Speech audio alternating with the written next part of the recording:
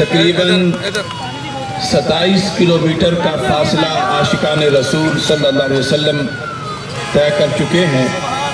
شدید سردی بھی ان عاشقان رسول صلی اللہ علیہ وسلم کے جذبات کو ٹھنڈا نہیں کر سکی اور یہ مسلسل آگے بڑھ رہے ہیں۔